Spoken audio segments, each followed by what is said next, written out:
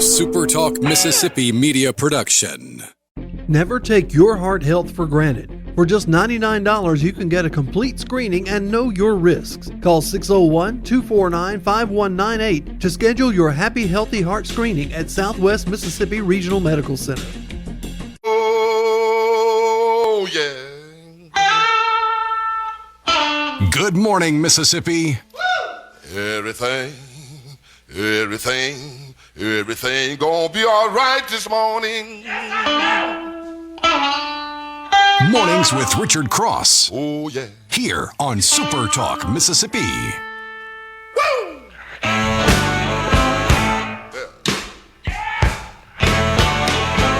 Now, when I was a young boy, at the age of 5, my mother said I was gonna be the greatest man alive. But now I'm a man, way past 21. Good morning, and welcome to the start of a new day, March 24th, 2026. This is Mornings with Richard Cross on SuperTalk Mississippi, presented by Community Bank. Online at communitybank.net. Community Bank, rooted in our community, alongside Lance Tolbert. I'm Richard Cross. I appreciate you joining us. We have a metric ton of things to get to today. Things that are happening in Washington, D.C., things that are happening in Jackson, Mississippi, things that are happening in Iran, things that are happening perhaps in your hometown, wherever you may live across the state of Mississippi. A couple of good conversations, including our pal Peter Costa going to join us this morning. An event that's coming up in Jackson to tell you about that's raising awareness and money for a really good cause. Just a lot of stuff on this Tuesday morning, and we are thrilled to be with you. I did have a thought just a moment ago as I was walking into my office, into the studio. I don't mind it being dark at 6 o'clock in the morning. But I sure do mind it being dark at 5:30 or 6 at night. Yeah. I like those late days, Mm-hmm. early mornings is fine. Yeah, I don't mind that. And before long, it's going to be light in the morning too. Whatever. But who would willingly choose? And did you see that? Did you see that the Georgia legislature yesterday made a move to move Georgia to the Atlantic time zone? Oh, okay. Now, so Eastern is the cross Eastern Alabama seaboard of the United States. That's where you cross Central into Eastern, and then Atlantic is one time zone to the east of that, and so that would keep Georgia on daylight savings time year round. Huh. So they would go from the Atlantic time zone to the Eastern time zone as the time changes or doesn't change. I guess it's the way that it would work. Yeah, that's some mental gymnastics. Yeah, early in the morning. A couple of other places do that. I think it's Indianapolis. It's not the entire state of Indiana. I think Indianapolis does that. Arizona oscillates between the Mountain Time Zone and the Pacific. Just the food for thought this morning. Great to be with you. I think we need to put Mississippi in the Mountain Time Zone, just to make it a little odd. Every time you come through, somebody's like, "Man, what did they do this for?" Well, it was this Delta area, and they call it the mountain. What is? Oh, I see where the hill breaks. Maybe that's what they were referencing. Gorgeous today. A little bit warmer than yesterday. Fulton, 72 for your high, 54 the overnight low tonight. Beautiful. Beautiful with times of clouds and sun throughout the day. Hollandale going to be 73 degrees for you today with a low of 55. Pleasant. Bay Springs, 75 for your high today. Going to be down to 52. Chance of rain. Stray shower mixed in, about 55% shot. Roughly a coin flip in Bay Springs on the rain today. And Socher, you've got it coming in at 82 degrees today. The overnight low, 56. Partly sunny. A little less humid. A little less humid for you as well. As we look ahead to a big baseball weekend that is coming up in Oxford. Ole Miss hosting the Mississippi State Bulldogs. Weekend's going to be great. It's not going to be as warm as it was this past weekend, but, oh, man. Tell me if this is any good, Lance. Friday, high of 74. Saturday, high of 64. Sunday, high of 74. Perfect. Absolutely perfect. That dog will hunt, won't it? Yes. You can spend a lot of time at the baseball park this weekend. Yes, sir. Absolutely. Harry Houdini was born on this day in 1874, the legendary Hungarian-American magician, illusionist, and escape artist, famous for his daring stunts and for debunking spiritualists. He was amazing. He did a lot of stuff with handcuffs. That was his big deal. Yeah. Harry Houdini. What was his original name? How? Eric Weiss was his original name. I thought that was his cousin. Eric Weiss. Yeah. he named himself Houdini after a French. You're like, wait, You might be right. Yeah, no, yeah, definitely. He named himself Harry Houdini after a French magician of that era, Jean Eugene Robert Houdin. Very good. Harry, better stage name. Oh, definitely. Steve McQueen was born on this day in 1930, the American actor known as the King of Cool, starring in films like The Great Escape, Bullet, and The Thomas Crown Affair. Good stuff, man. Steve McQueen. His dad, a circus stunt pilot. You know, you're going to be pretty cool if that's the kind of dad you were rolling with. Mark Calloway was born on this day in 1965. Perhaps you know him as The Undertaker. WWE Hall of Fame wrestler renowned for his legendary career, his undefeated WrestleMania streak, and that big, iconic persona, The Undertaker. Jim Parsons, born in 1973, The Big Bang Theory. Jessica Chastain. She won an Oscar for The Eyes of Tammy Faye and starred in films like Zero Dark 30, Interstellar, and A Most Violent Year. Chastain born in 1977. How about Peyton Manning? Born in 1976. March 24th, 1976. Hall of Fame quarterback. A couple of Super Bowls, passing records all over the place in the NFL. Somebody told me that he wants to be commissioner of the NFL. When Roger Goodell steps down. And I don't know that Roger Goodell is going to step down anytime soon. But I don't know. That'd be interesting. The commish. I guess if there's a former player that it would make sense for, he would be the one. Roger Goodell, man. That dude's he's tough. He's like the president of a country. Yeah, his job is to take all the bullets for the owners.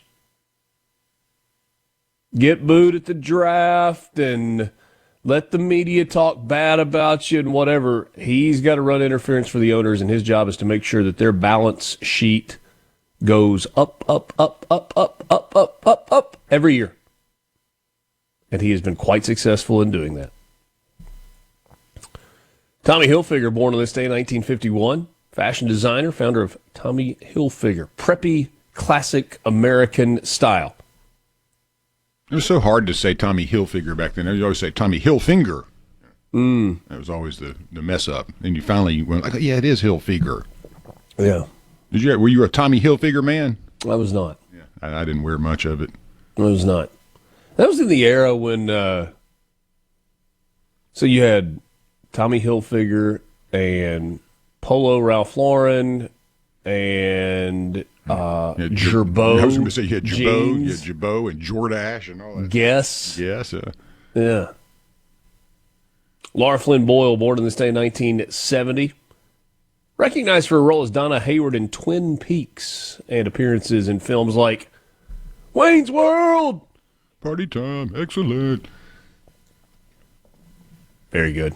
C-Spire text line is open to you at 601-879-4395, 601-879-4395. Shaq Bully says his job is to protect the shield. and ring the cash register. But yeah, that's right, Shaq Bully. Protecting the shield kind of is ringing the cash register. See, 601-879-4395. I prefer it to be dark at 5:30 or so. It means it's deer season and no grass mowing. Thanks. That's from Mark in Laurel. Yep. Same amount of daylight, right? Sure. Sure, same amount of daylight, just different time on the clock. If you tell me I can have it dark for an extra hour in the morning to have it light for an extra hour in the afternoon, I don't really care what the clock says. Message for me about our conversation with Roger Wicker yesterday. I will get to that. And looking for some help on a hunting license. You see that one, Lance? I hadn't got to that yet. Looks like it came in last night. Yeah, okay. Let's see. I'll let you decipher that one and see what we can come up with. Got some things that happened on this day in history, news headlines, your morning sports update, and a whole lot more in this 6 o'clock hour. Mornings with Richard Cross. Thanks for starting your day with us. We're back right after this.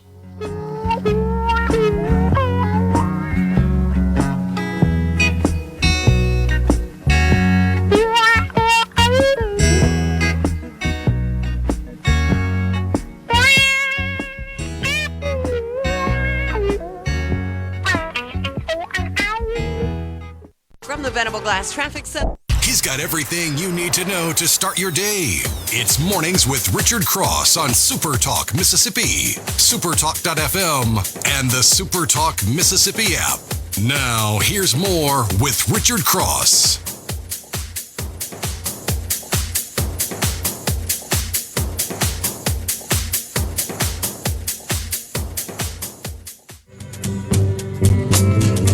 Keep everything in the formula, upset in every way.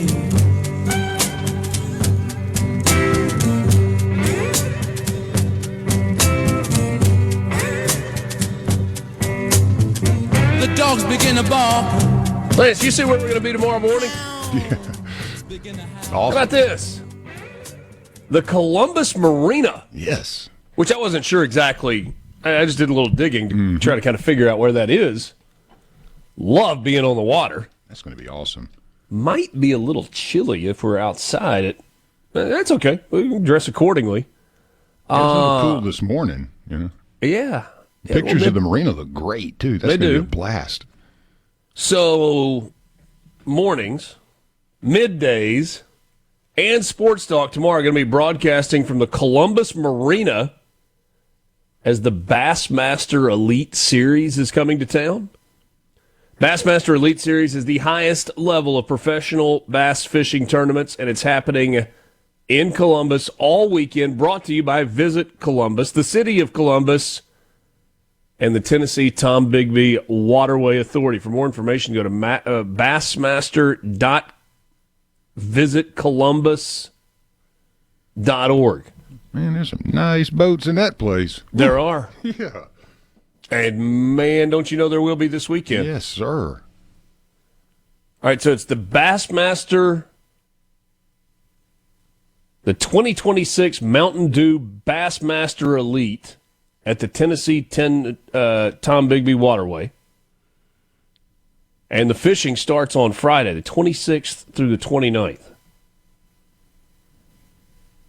That's really cool. Heck yeah. It's going to be fun. Yeah, really cool. We'll get you all set for it tomorrow. We have much to learn. Yeah, there's a lot to see. And tons of amenities there, too, as well. Yeah, no doubt. No doubt. Today in 1603, you had the death of Queen Elizabeth I and the Union of the Crowns. After 44 years of rule, Elizabeth I died, ending the Tudor dynasty. Her successor, James VI of Scotland, became King James I of England and Ireland, uniting the English and Scottish crowns under one monarch for the first time. A pivotal moment in British history.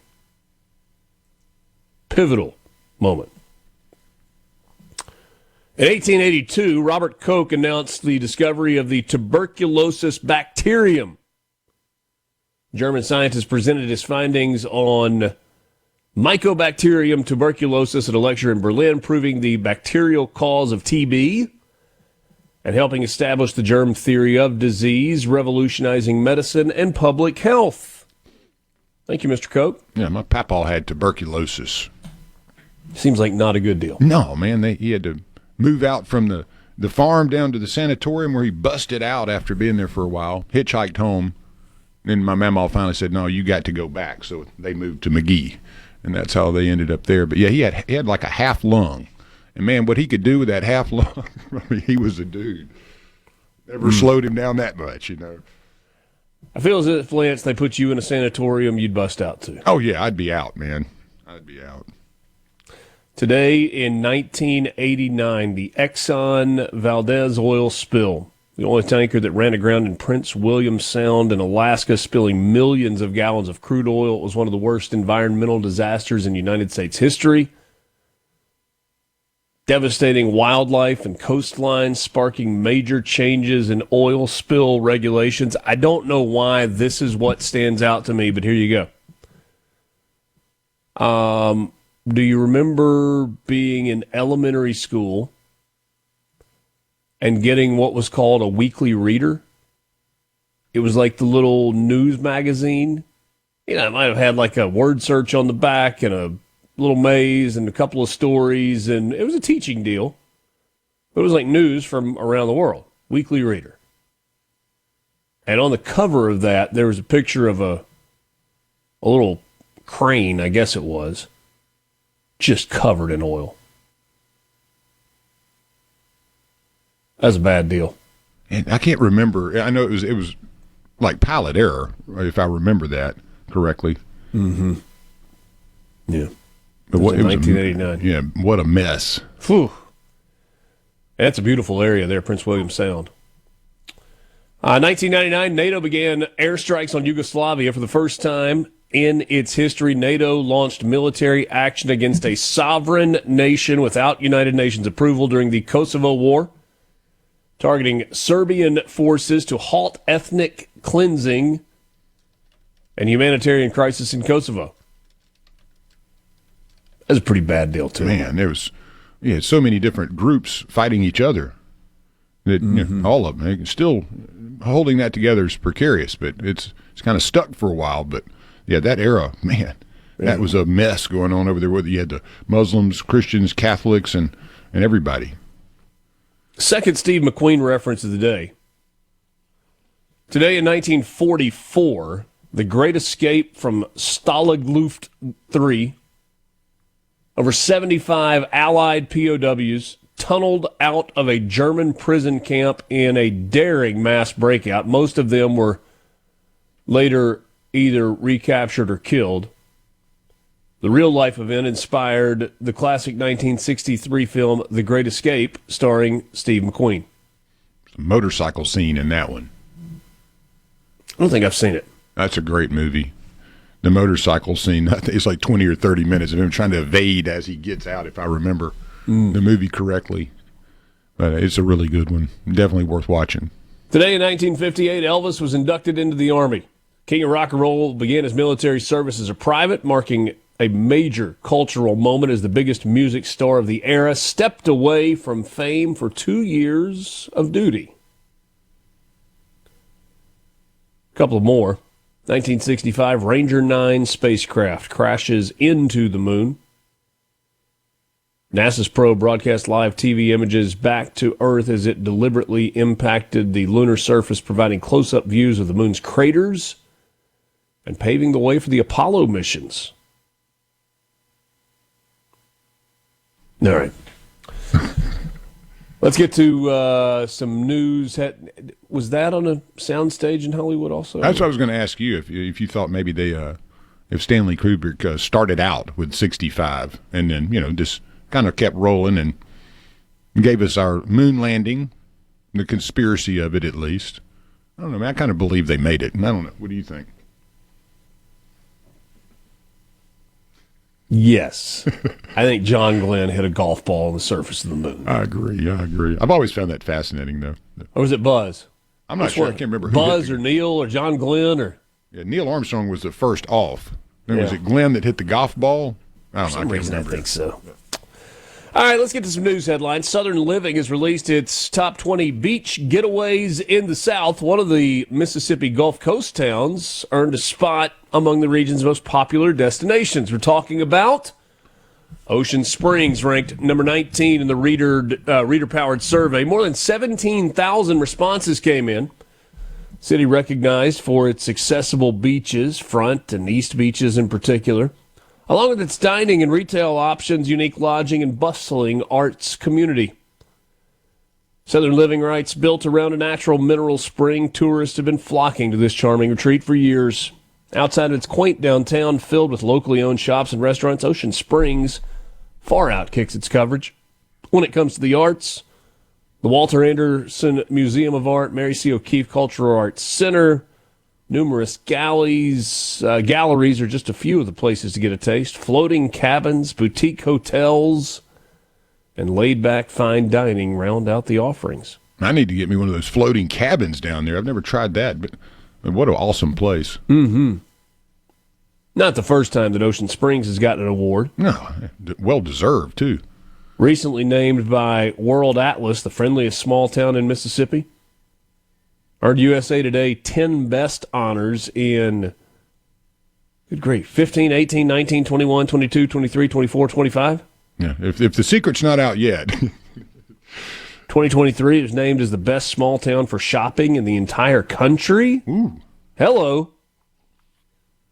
Some of the other sandy spots that cracked the list for Southern Living, you had Tybee, Georgia, Tybee Island, Georgia, Hilton Head, South Carolina, Destin, Gulf Shores and Orange Beach, and the Golden Isles.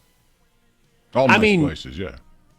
Yeah, I guess it's fair to lump Gulf Shores and Orange Beach together. I guess. It's kind of the same general area. It's the metropolis. Mm-hmm. The Riviera. Although the people that go to Gulf Shores call it Gulf Shores, and the people that go to Orange Beach say they're going to Orange Beach. Mm-hmm. Then you got, 30A and all that stuff, too, on down further? Well, that's a little farther east. A little farther. You got to get to Pensacola first. That's right, yeah. Destin and all those good spots. Mm-hmm. All right, we got more news headlines for you than your morning sports update. Too much information, not enough time this morning, but that's all right. We will navigate our way through. It is Mornings with Richard Cross, Super Talk Mississippi, presented by Community Bank. Back with you after this.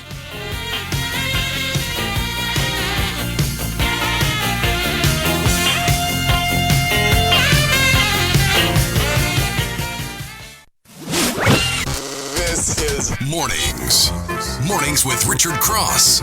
Let's do it. Super Talk Mississippi. Now that I'm starting to learn, I feel I'm growing old. 'Cause yesterday's got nothing for me. Oh, pictures that I'll always see. Time just fades the pages in my book of memories. Prayers in my pocket and no hand in destiny.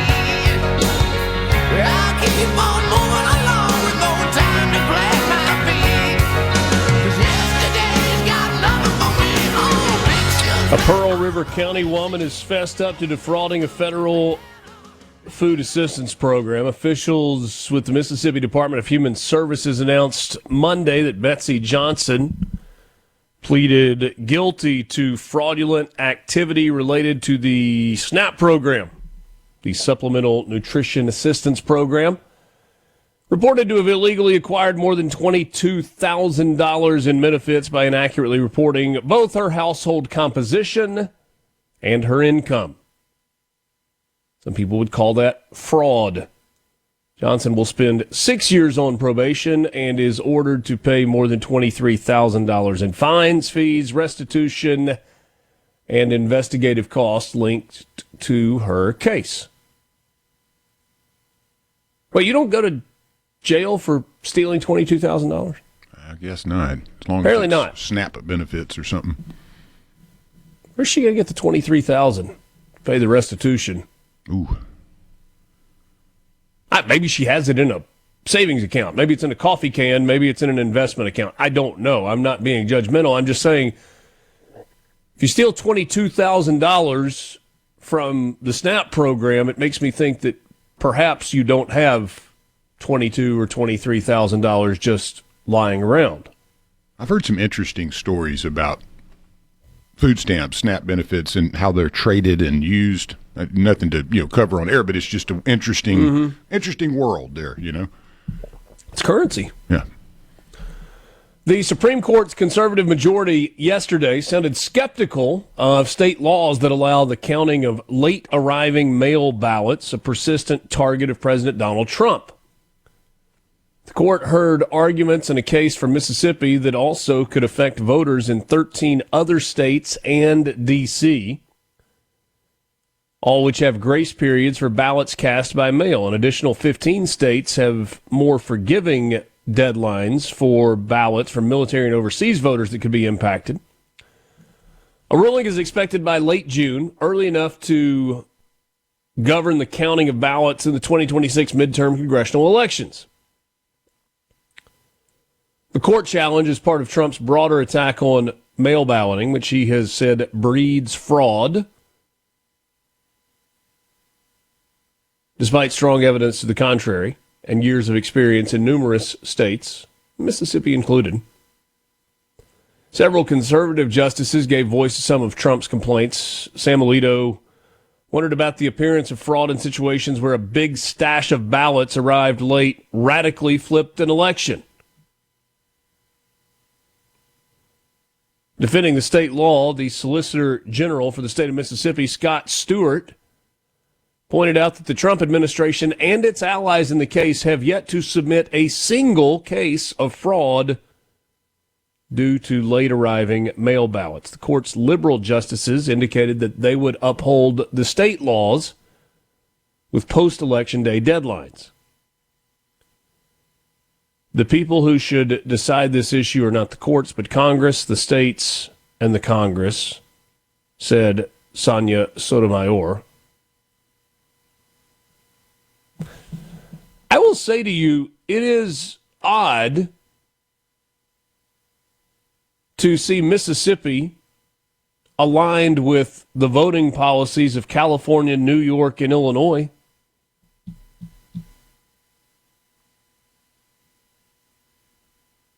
But you also have Texas in that group and Alaska in that group. I'm going to use this point to read this message also on the C Spire text line, 601-879-4395. This came in either early this morning or late last night. Always grabs my attention when I see this is a message for Richard Cross. It's from Mackie. Richard, I listened to your interview of Roger Wicker tonight.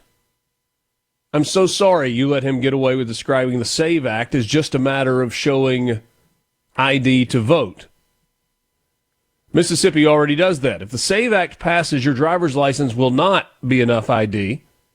You will have to show a passport. If you don't have a passport, you will have to show your birth certificate. And if your name on your birth certificate does not match your driver's license, you will have to show documentation of that name change, like a marriage certificate. The SAVE Act is a way to disenfranchise voters, particularly women. Please have someone on to more accurately describe what the SAVE Act does. I'm incredibly disappointed in Roger Wicker and his pushing of this inaccurate description of what the SAVE Act does. Mackie, I appreciate the message. I think I have actually accurately described what the SAVE Act does. It's something that we've talked about numerous times. Roger Wicker did focus on you just need a photo ID. He did talk about a birth certificate, and he said, if you don't have one, there are ways you can get one. Here's where I would submit to you. Not just you, Mackie, but just in general. Especially as we talk about mail-in voting, what the Supreme Court's going to decide here, the SAVE Act that's being debated. I don't believe the goal of the SAVE Act is to disenfranchise voters. I don't believe that. You're welcome to, that's fine. I believe the goal of the SAVE Act is to create a system where American citizens and only American citizens vote in our elections. How much fraud is going on during elections, how many illegals are voting in elections is up for debate. I'll give you that.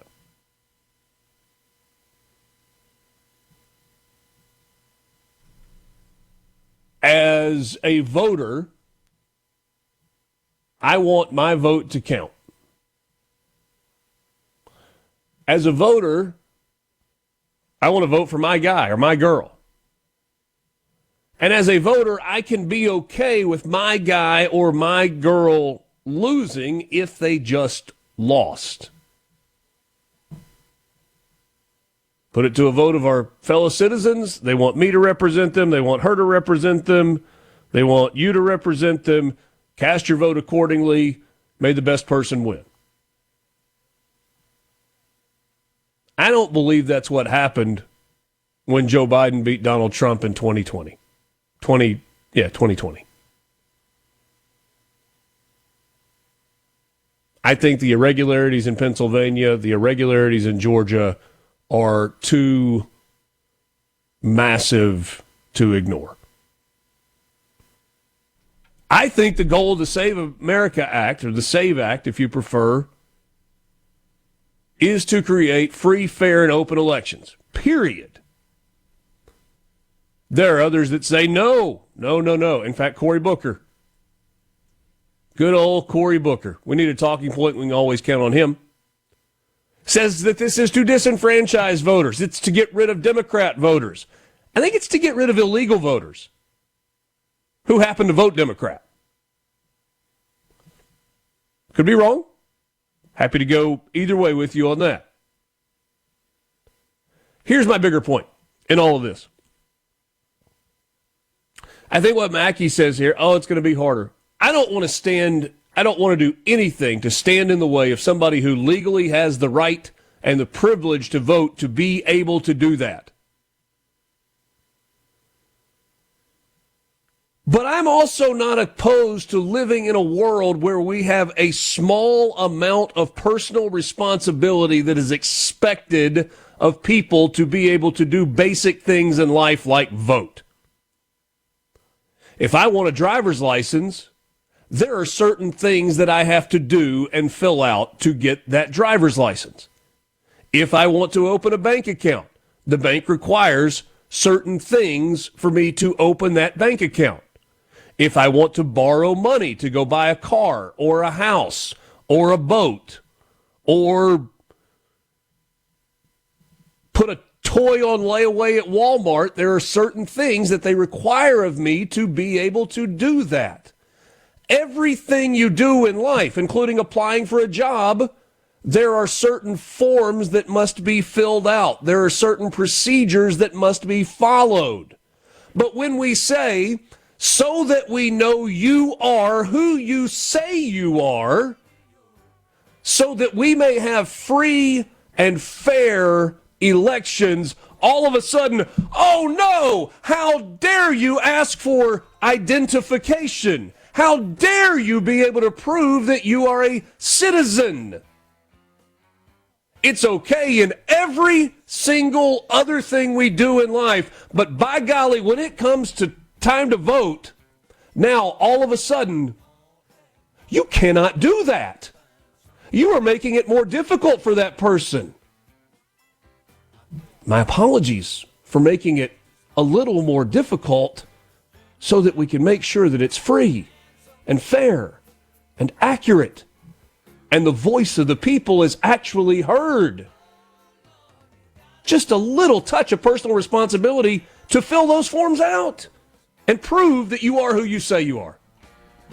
From the Venable Glass Traffic. Since you're up early, you get the news first. Back to Mornings with Richard Cross on SuperTalk Mississippi and the SuperTalk app.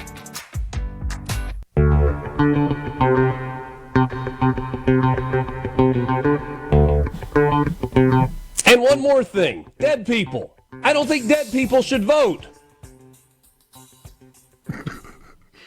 It's just kind of a core belief, just kind of a fundamental. I think it would be better if people who are dead don't vote in elections. Unless they can actually show a death certificate along with their address.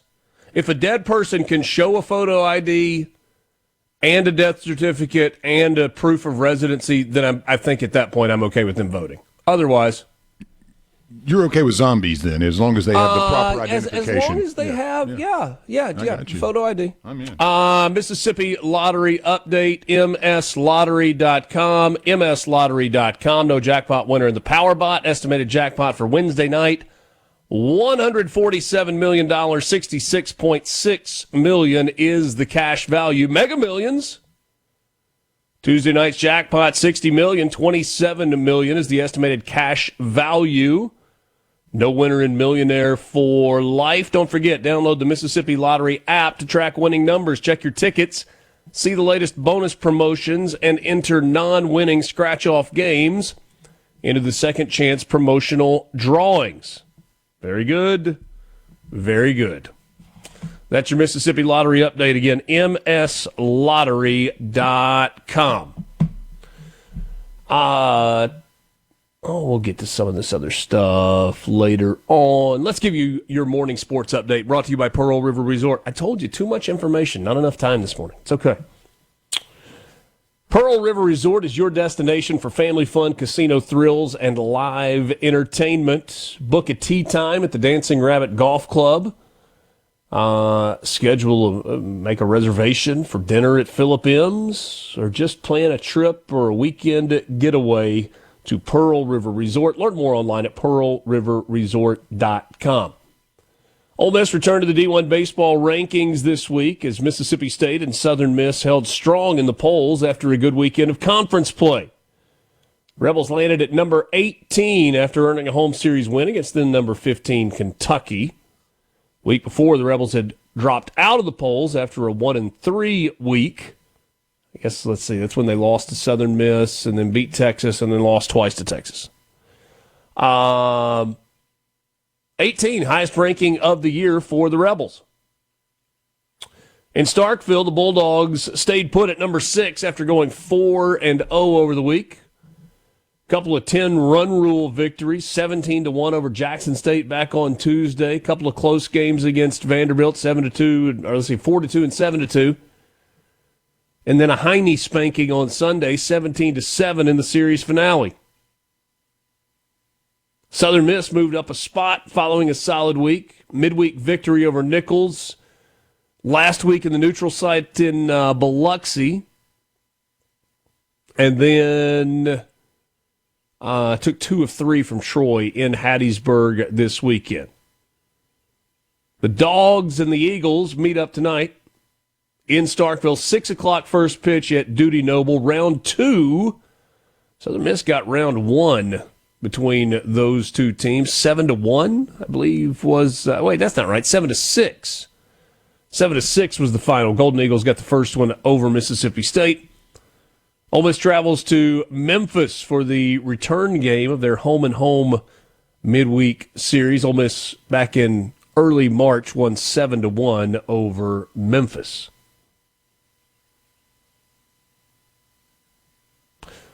The women's Sweet 16 is set. I'm not going to give you all of it. If you want to watch the whole thing or want to check out the entire bracket, you can look at it. ESPN.com's a great place to do it. But did you see some of the scores yesterday? Holy cow. So the number 1 seeds appear to be separate from all the rest.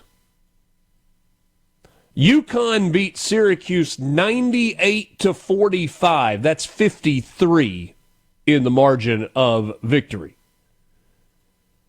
South Carolina beat Southern Cal 101-61. A 40-point margin of victory. Texas beat Oregon 100-58. A 42-point margin of victory. And then there was 87-68 UCLA over Oklahoma State. which generally speaking, a 21-point win would sound like a beatdown. And then until you put it next to those others, UCLA must not be any good. They only won by 21. UCLA going to play Minnesota in the Sweet 16. Would have been Ole Miss's opponent if they had been able to get by the Golden Gophers or the Golden Gopherettes. I'm not sure. Probably just the Golden Gophers. Yeah, I think it's just the Golden Gophers there. The Lady Gophers, maybe. Budget. Are we going to have a budget? Is there going to be a conference weekend? What's going on with the budget?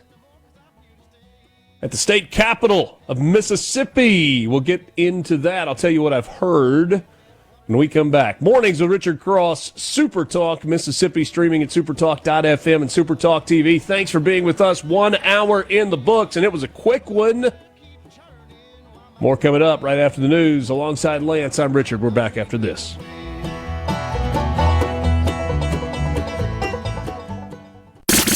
The views and opinions expressed by the hosts, guests, and callers on this show are not the opinions of TeleSouth Communications, its management, or advertisers. Back to Mornings with Richard Cross on Super Talk Mississippi and the Super Talk app.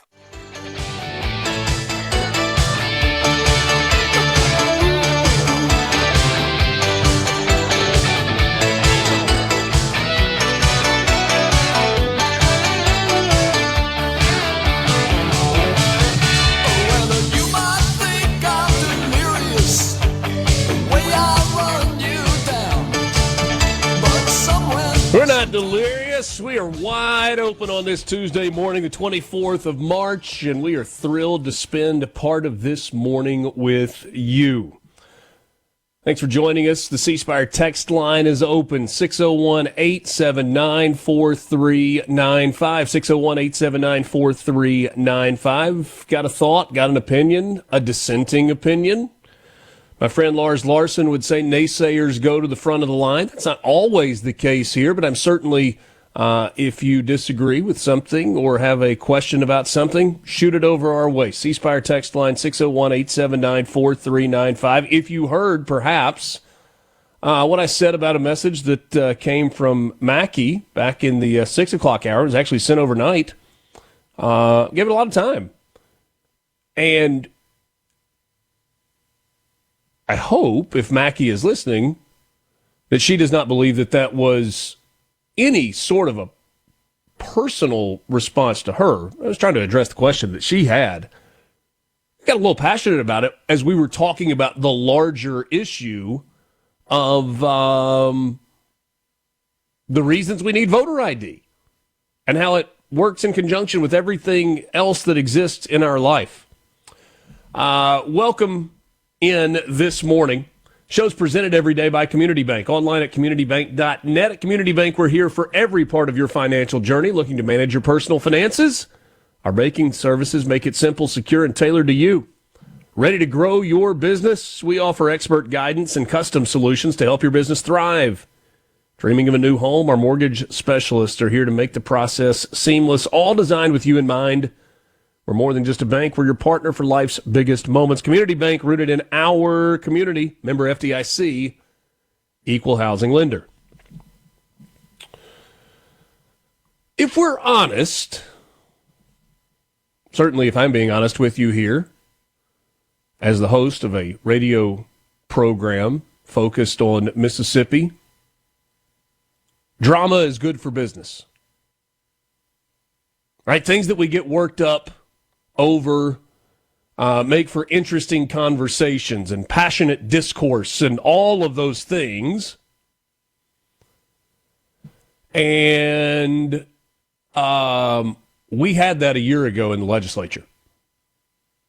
With the inability to pass the budget, with the statement that we're not going to work on conference weekend, we're not going to sit up here and burn the midnight oil to get a budget done at the very last minute. Some counters to that statement that say, hey, we tried to negotiate along the way and we're stonewalled. We had drama at the end of last year's legislative session. as much as we like drama and we thrive on it, we may not have drama. In fact, it appears as if we're not going to have drama. Now, things could change. We have a few days left in this legislative cycle, this session, but it appears as if the House and the Senate are working pretty well together on the budget process this year. This hour of Mornings with Richard Cross is brought to you by MWG Employer Services. Running a business is tough, and if you're struggling with HR, benefits, and payroll, you're not alone. Good news is that's where MWG Employer Services comes in. They can provide a full range of employer services and a custom plan. Custom means just for you, made for you, to work with your business that fits you. Give them a call today, 601-206-7966, or go to mwgemployerservices.com. Now, we do have drama in Jackson. We'll talk about that in 10 minutes. But if drama is what you want, you may not have it with the budget process this year. Everything that I am hearing from Jackson, you heard from Briggs Hobson on Friday Thursday or Friday of last week. I think it was Friday with Lucian Smith filling in for me. And he said the two sides are talking and they're making meaningful progress. I have heard from negotiators on the House side as well that there is meaningful progress. We're looking at a $7.3 billion budget in Mississippi this year. And the truth of the matter with the budget is, despite the fact that $7.3 billion is a lot of money, there's a pretty small amount of money that is actually available for allocation and new programs and all of those things. I was told last night by one of the people involved with the negotiations that there will be a balanced budget this year. As has been the case for the last several years. And I think that's a good thing. Mississippi has money in the bank, and they have used a responsible fiscal approach in putting together the budget on an annual basis. It is a budget that has grown incrementally each year over the last handful of years, and that's a good thing. But in terms of what has been voted on this year in the House, there is new money that's going to be on the books, somewhere in the neighborhood of $500 million. And so they do have to negotiate how to get to that balanced budget at the end. The three biggest line items by far in the budget are Medicaid, education, and PERS. Those take up the lion's share of the state of Mississippi's budget every year. It's really not that different from the federal budget. You look at the massive federal budget, which, by the way, is never balanced anymore. And you got Medicare, Medicaid, so health care, and you got education, and you got Social Security. And after that, there's not that much money to move around. And that's where all of the debate in Congress happens. It's happening in Mississippi as well. Cost of health care is not just going up, but it's skyrocketing. You know that, I know that, we all know that. All you got to do is look at your insurance premiums, the amount of money that you're spending on prescriptions. And by the way, the prescription piece is an altogether different conversation with regard to PBM reform and this dispensing fee that is being talked about and debated. We know that the big business community is against the dispensing fee. The legislature seems to be okay with it. It is a lifeline, the dispensing fee is, for small independent pharmacies. But employers, big employers, say it's going to cost them a lot more money. We shall see. But as it pertains to the budget in Mississippi, I'm told that negotiations have been productive. They have been cordial, and they've been going on for weeks now. Negotiators from the House and the Senate have quietly, at the direction of leadership, been working together for weeks so that we do not get to the end and have the same level of drama that we had a year ago. You remember it a year ago. Sine die occurred without an approved budget for the state of Mississippi. And it resulted in the governor having to call a special session, and they got the budget through. They got it done. With the tax breaks in place and the grocery tax going away and the new fuel taxes and all of those things done. They got it done, but they got it done in a special session a year ago. And it was a relatively short special session. Again, because a lot of work happened behind the scenes before the two chambers gavelled back in. So the fact that the two sides, the House and the Senate, are talking and have been talking is a good thing.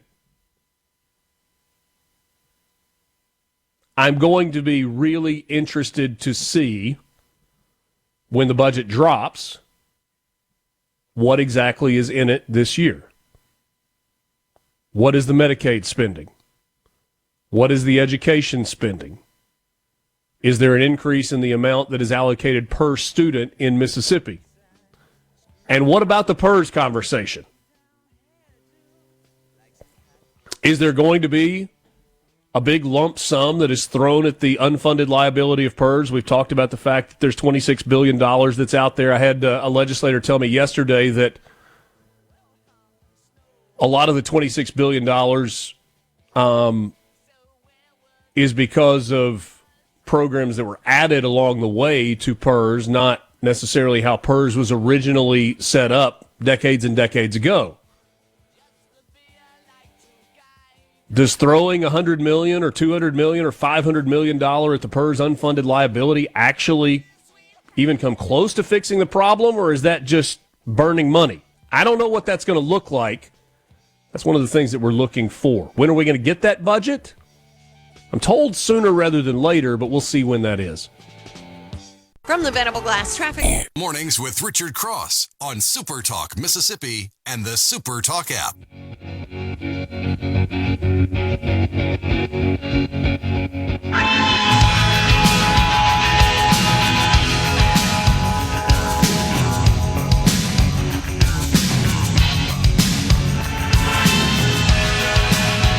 I'm the sun and the air.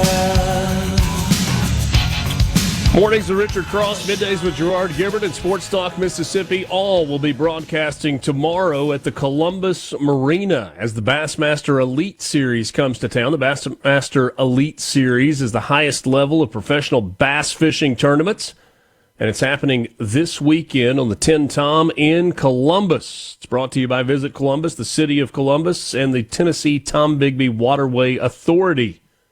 For more information, go to bassmaster.visitcolumbus.org. There is a bill that has been working its way back and forth between the two chambers at the Capitol in Mississippi since the late part of January. And the bill is about creating a loan program for local governments across the state that were affected by Winter Storm Fern, the ice storm that caused so much destruction. Trees, power lines, long-term power outages, massive amounts of debris removal. It is an expensive recovery process. There's federal money that is coming to the state. Cities and counties have the opportunity to be reimbursed for what they are spending on approved expenditures. There's certain things that FEMA allows to be paid for. But FEMA doesn't send that money and say, go ahead and spend it and then let us know how you spend it. You got to pay for it and then get reimbursed. And we have municipalities city governments, county governments in the, I guess what we'll call the northwest quadrant of the state, specifically that were affected by this winter storm, that don't necessarily have the money or the borrowing power to pay for all of their cleanup and all that had to happen in the aftermath of the winter storm, the ice storm.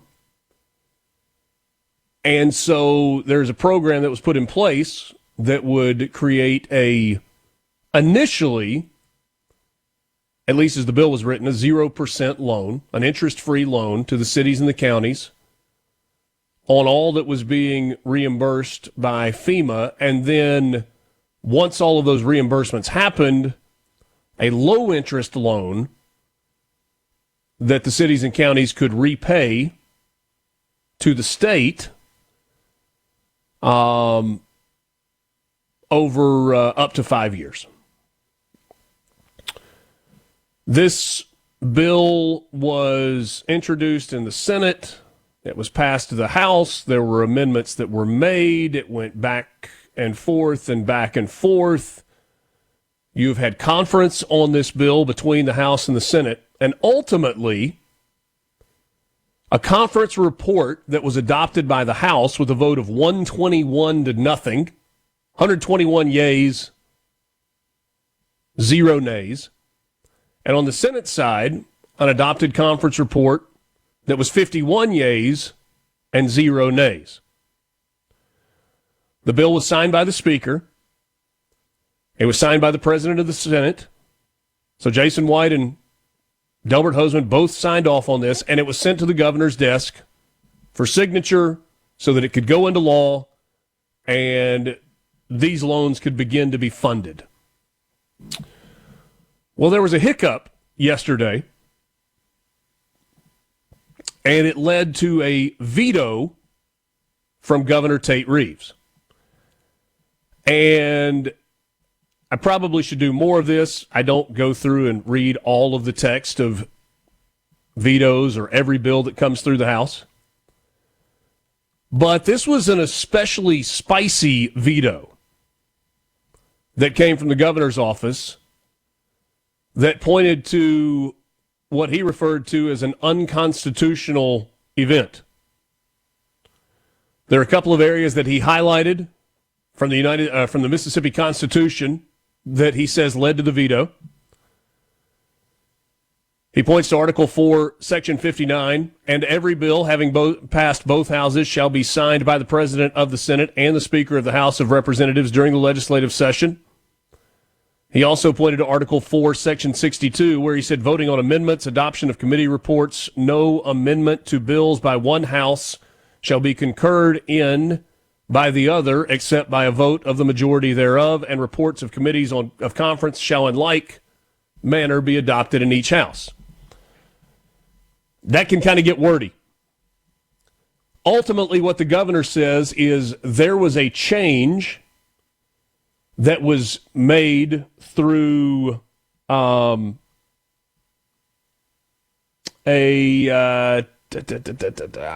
it's not a concurrent resolution. Unanimous consent. That's what I'm looking for. So the item in question in the bill was the word monthly. This was a bill that was originally put together by Scott Delano. It was worked on extensively by Representative Clay DeWeese. Chairman Hob Bryan played a role in this, but I'm not sure that the role that he played is exactly as it was depicted in the governor's veto. The word monthly was changed, or actually it was removed. So a 0% loan to the counties, to the local governments, and then unanimous consent of deleting the word monthly in this sentence. After such time, a 1% monthly fixed rate to cover the administrative cost to service the loan. The House and the Senate, through unanimous consent, removed the word monthly from the bill saying that it would be a 1% fixed interest rate. Now, what's the difference in 1% fixed and 1% monthly? Well, the difference depends on the size of the loan. If we're using round numbers, a 1% interest rate on $1 million loan would be $10,000 added to the principal of the loan.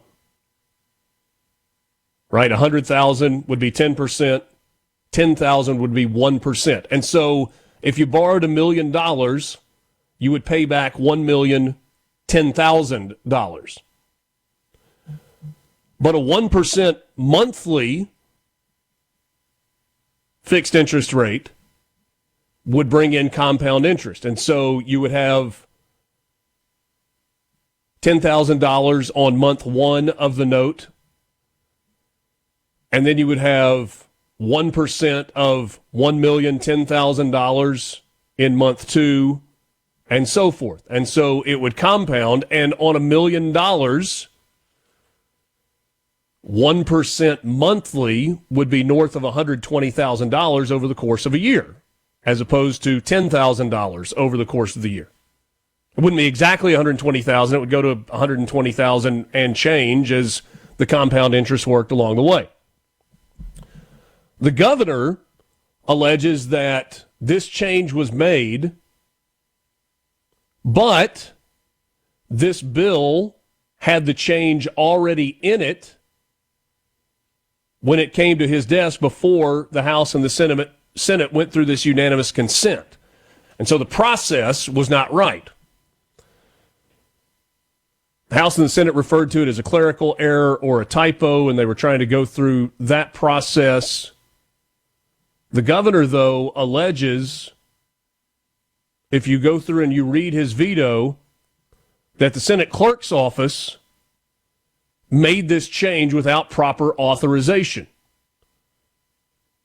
And he alleges the possibility of an illegal action and encouraged the president of the Senate, that would be the Lieutenant Governor Delbert Hosemann, to immediately launch an investigation into the Senate clerk's office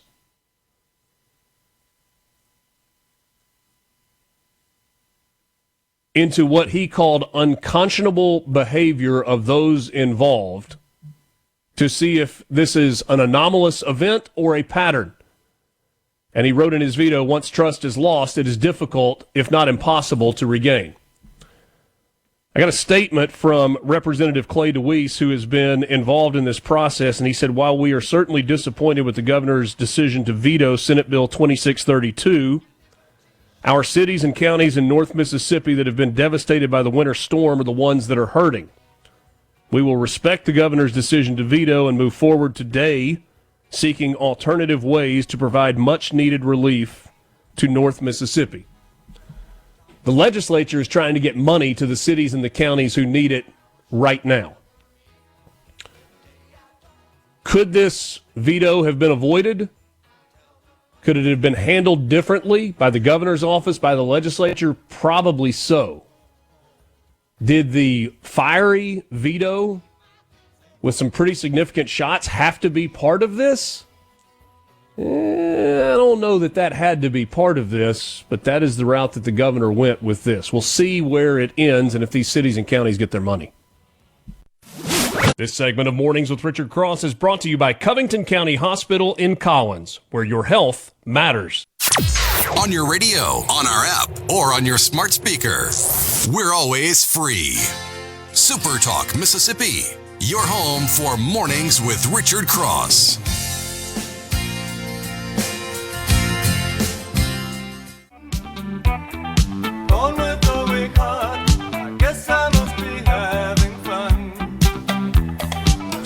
Glad to be back with you this morning. Just putting a bow on, at least for now, the conversation before the break about this zero interest / low interest loan to county and city governments affected by the winter storm, the ice storm, and the costs related to that. If you read the veto by the governor and nothing else, it makes this process sound nefarious and underhanded. as I've spoken with House and Senate related people tied to this bill who've been working on this bill, it's my belief that there's nothing that was intended to be nefarious or underhanded here. And yet we'll see where it ends up ultimately. There's a little more that we need to talk about from that, and we'll get to it coming up a little bit later in the show this morning. But right now, Peter Costa joins us. He is a former governor with the New York Stock Exchange. He is a former longtime analyst with CNBC. He is now retired, semi-retired, and living the good life in the low country of South Carolina. He has left New York, the city, and Long Island behind, and it's always good to catch up. Peter, great to see you this morning. How are you, my friend? Good morning, Richard. Glad to be here.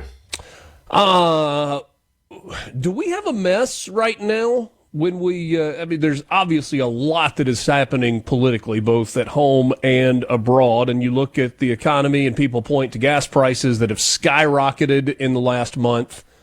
Diesel in Mississippi over $5 a gallon. Regular unleaded gas up over $3.50 a gallon. That's not what people have gotten used to in recent months. But I feel like there's more at play here than just the cost of fuel. What is your big picture analysis of what we've got going financially based on global events right now? Well, financially, I think that, the oil market will eventually straighten out. And I've said this numerous times, that if you look at the oil market, it's more about supply and demand. You do have geopolitical events that affect the price of oil, but they're generally, this is the first time in a very long time, they're generally short-lived. So, we're going to see this up and down oil price change for probably the next few months at least. And it's hard. It's really hard to make decisions, capital decisions as a company or as a business owner, when you're unsure of what the future looks like, as far as what your costs are going to be.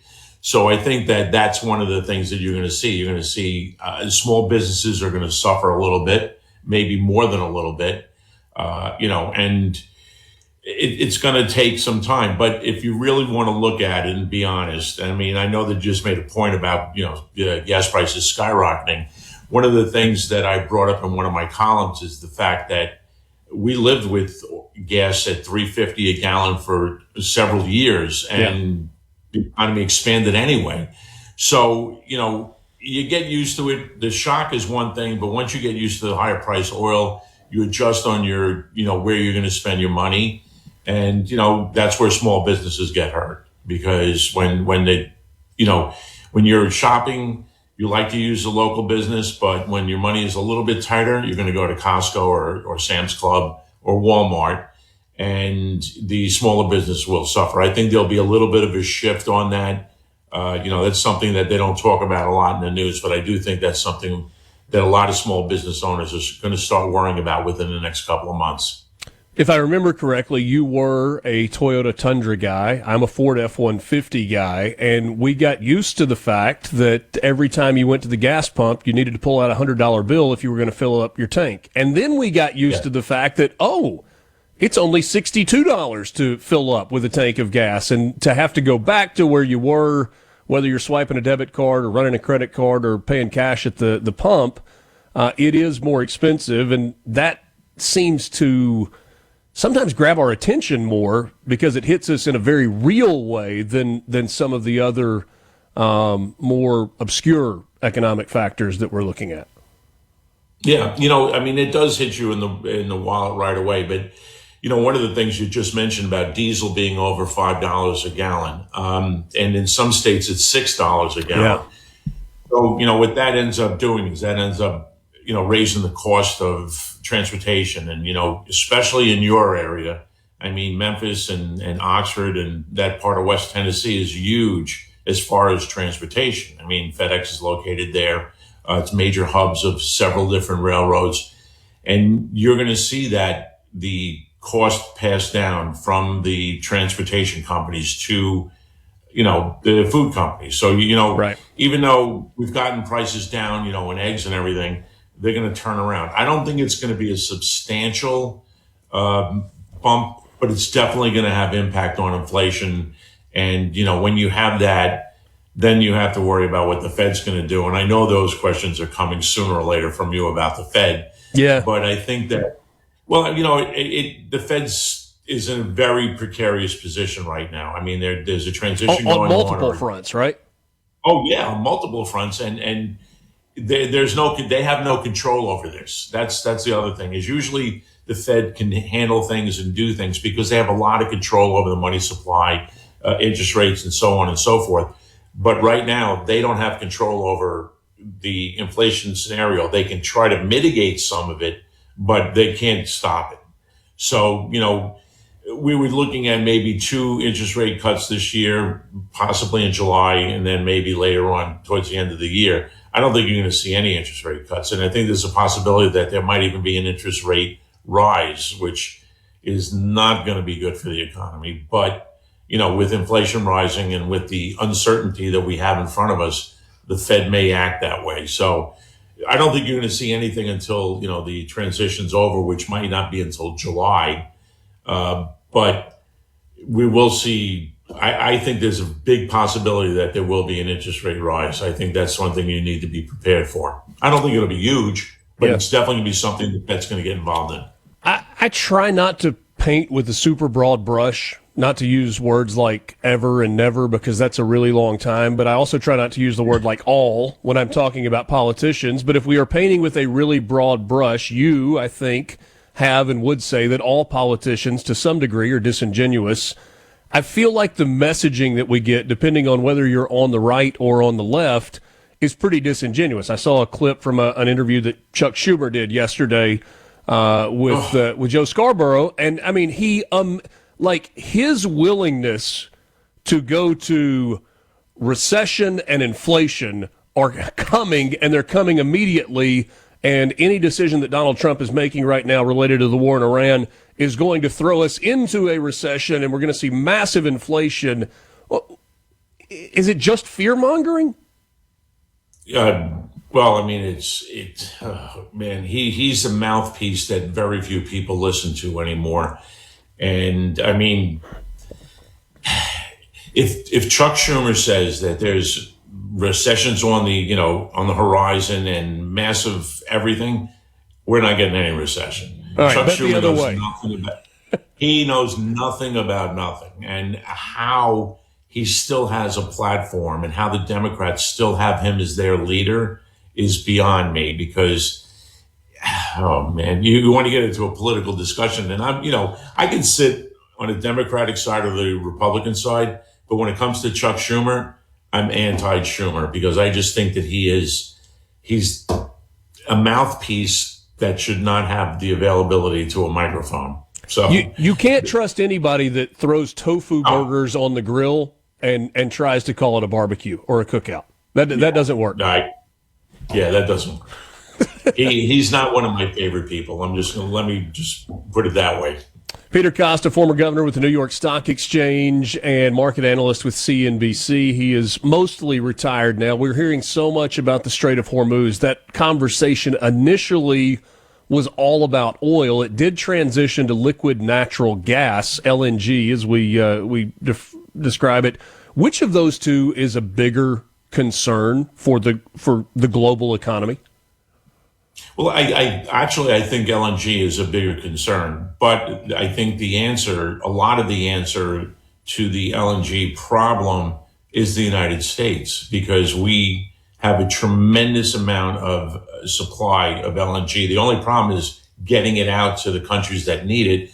But the reality is, you shift purchasing when you're in England or, Norway or whatever. Well, Norway doesn't need it, but if you look at like Germany and they need a lot of LNG, I think it's a bigger issue because power plants are driven by that, especially in Europe where, they're moving to this, they're moving to a more environmentally conscious power situation.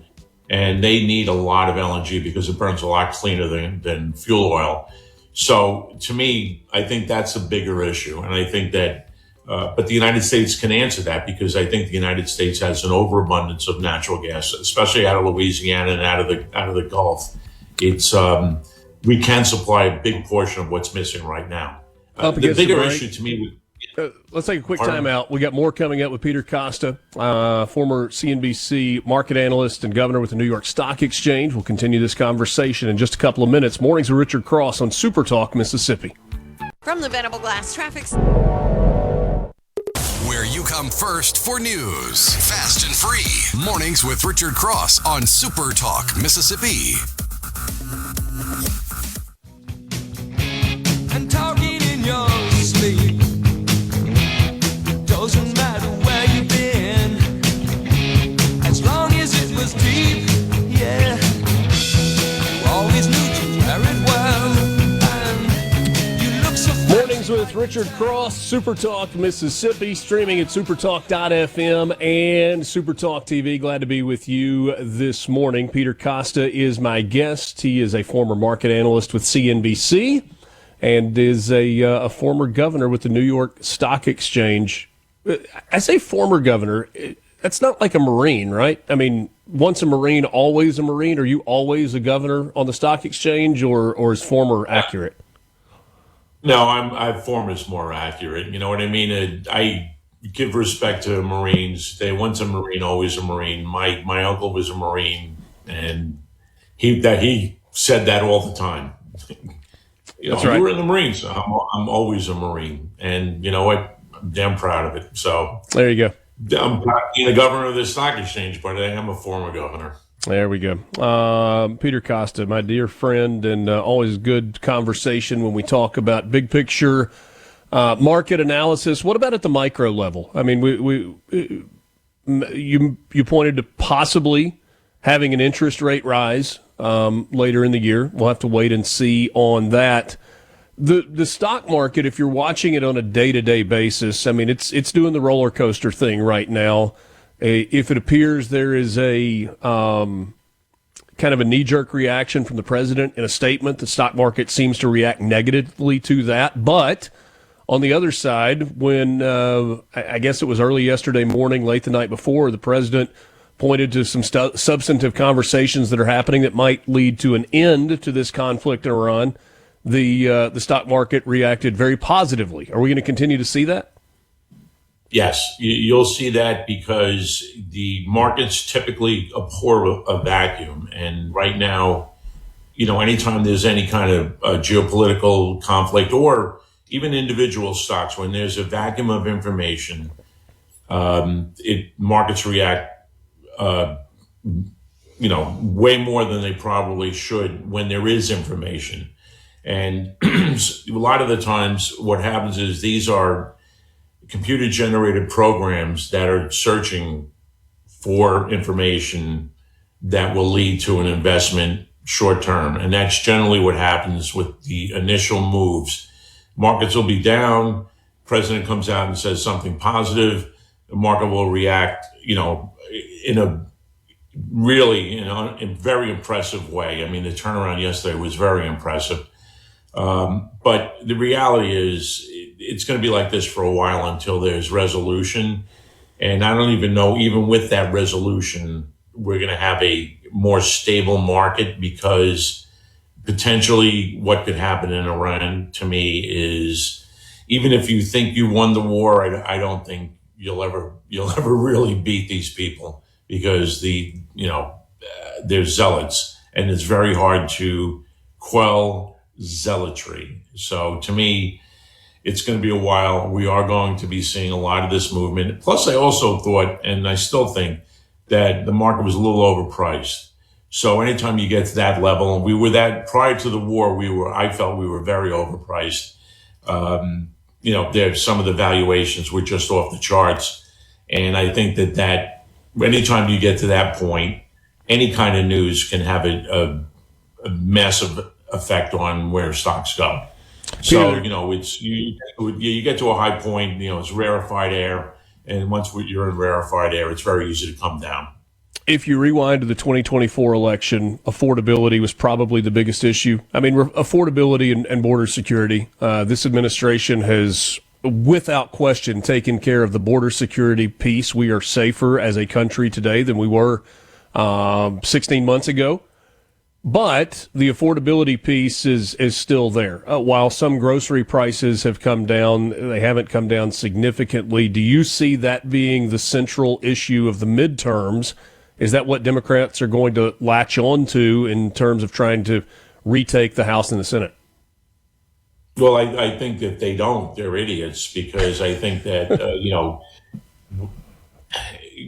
I know that generally people vote with their wallets. When their wallets are full and they're comfortable in their space and confident in their future, they keep the same people in office. And when they're not, and people are nervous, I mean, I don't think everyone is, but there are a lot of people that are definitely feeling the affordability crunch. And there will be some ramifications as far as November is concerned. And I'm not going to say that both houses are going to be flipped over to the Democrats, but I think right now, I think that the Democrats will take one of the houses back, most likely the Senate. You say most likely the Senate. Yeah, I think the Senate's going to flip. I do. And I think the House is probably what everyone's looking at because it's a much easier move to move the needle. But I think that the Senate is very close to being flipped as well. So you have to be, I mean, there's not as many elections as far as the Senate goes, and the House there is.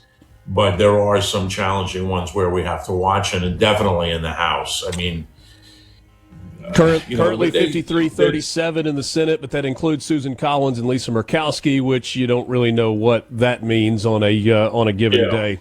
Peter, we're out of time. Always appreciate your time. Great catching up with you, and look forward to visiting again soon. Thank you very much, Richard. Thank you, my friend. Mornings with Richard Cross, 8 o'clock hour coming up after the news. Your You Come First for news. Fast and free. Mornings with Richard Cross on SuperTalk, Mississippi.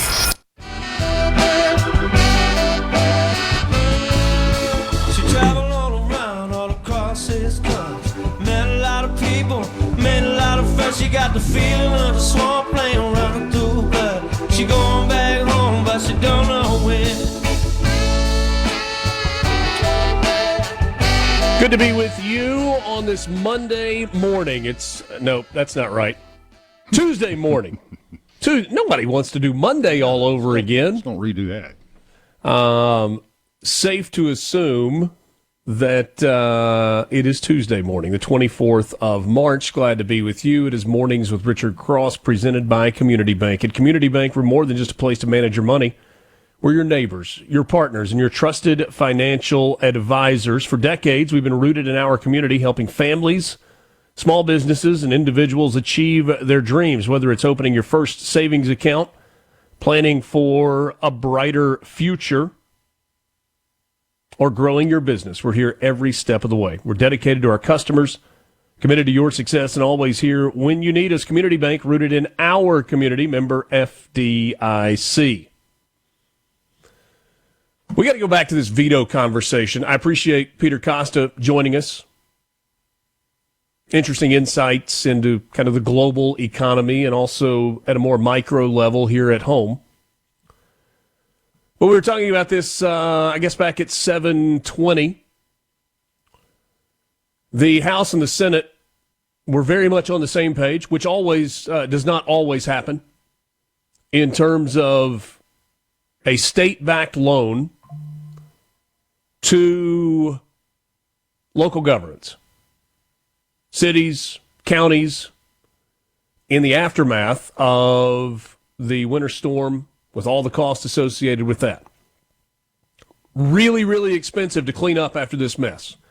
To get the power back on, to get the streets cleared, to get yards cleared, to get debris removed, and expenses related to feeding workers and housing workers who came in from other areas, outside utility companies who pitched in and joined local utility companies to get all those people have to be paid. And I suppose the good news is that there are funds that are coming from FEMA to reimburse the cities and counties for much of what they have spent. It is important to remember that FEMA funds are not unlimited. They are used for specific purposes, and they are not 100%. In terms of FEMA money that comes in, and I actually don't have an issue with this because I think it helps prevent fraud and manipulation of the system. If FEMA gives you $1, they're actually only giving you 75 cents. The state to which the FEMA funds are allocated is on the hook for the other 25 cents. So if you get $1 from FEMA, you're actually getting 75 cents from FEMA, and the other 25 cents is the responsibility of the state to which FEMA issues the funds. And in Mississippi, the way at least currently it is set up is, and this is so that local entities will have some skin in the game. The state, through our state budget, covers 12.5 cents of that 25 cents, or 12.5% if you prefer. And then the local municipality, the local government, whether it's city or county, is responsible for the other 12.5 cents. So using numbers that probably make more sense than $1, on $1 million loan or $1 million grant that comes from FEMA, they're actually sending $750,000 to the state of Mississippi, and the state of Mississippi is responsible for the other $250,000. And with the way that our system in Mississippi is set up, $125,000 of that would come from the state, and New Albany, if we're using them as an example, but would be responsible for the other $125,000. It helps prevent fraud. It helps prevent abuse of the system. It helps make sure that you are only borrowing the money that you actually need for the purposes that you say that you need them. Don't have an issue at all with that. And so that's where the legislature was stepping in to be a bridge between when that money comes in to reimburse local governments for the money that they are spending in the aftermath of this disaster, to provide a loan to them at a low cost as they wait on FEMA reimbursement for the dollars that were spent that were allowed, and they get back on their feet. We've got communities from the south part of the Delta all the way to the northeast corner of the state. If you draw a triangle with the upper left-hand corner of the state of Mississippi, from what, Issaquah County all the way to Tishomingo County. Those are kind of the counties that are affected. And we've got cities and counties that are still hurting. Now, life may be kind of getting back to normal, but you still see remnants everywhere you look of the devastation left in the wake of this storm. And so the legislature was trying to put this program in, and it was a 0% loan that would then morph into a, legislators believed, 1% loan.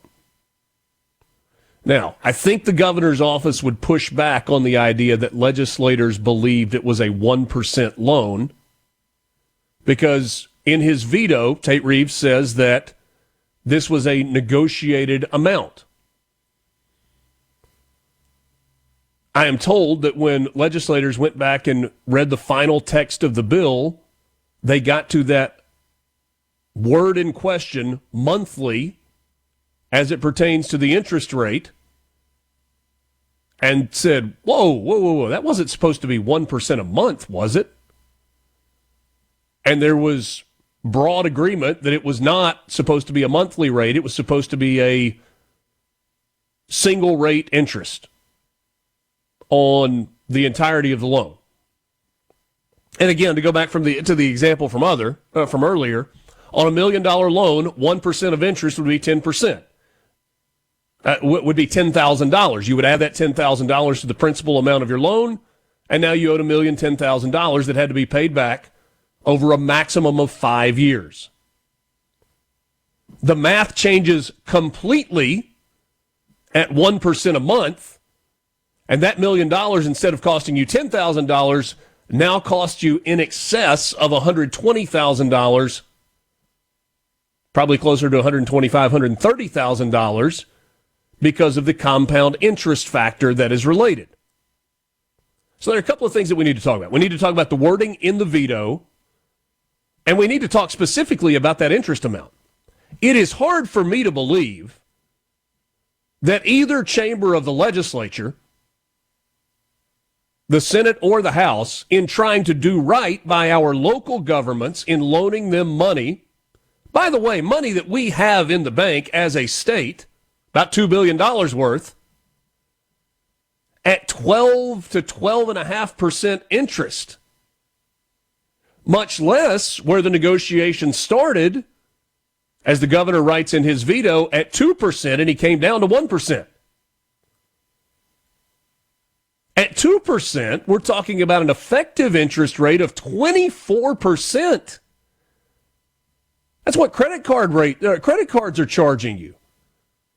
That's only a few percentage points below what predatory lending entities charge when they're in that 30 to 40% rate.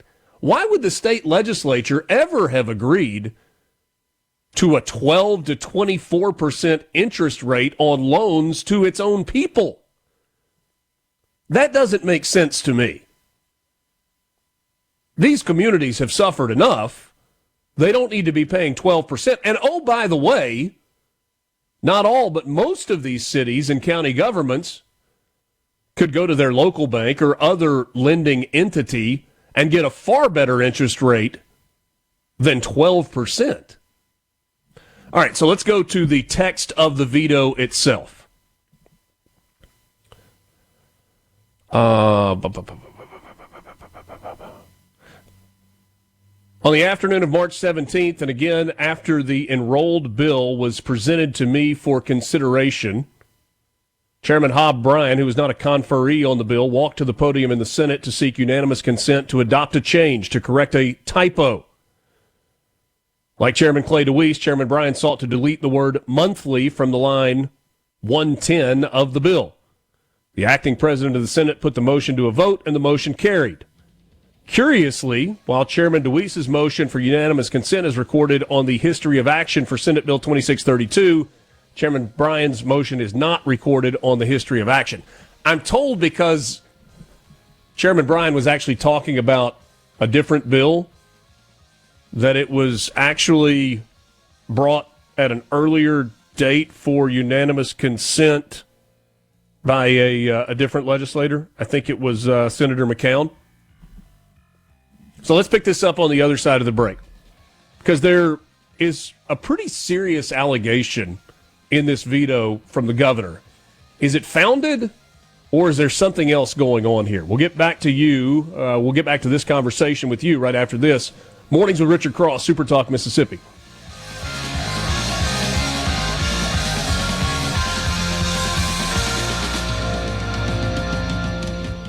From the Venable Glass Traffic. From the heart of Mississippi to the halls of Washington, D.C., this is Mornings with Richard Cross, your source for hard-hitting political insight and unfiltered truth. Now, here's more on Super Talk, Mississippi.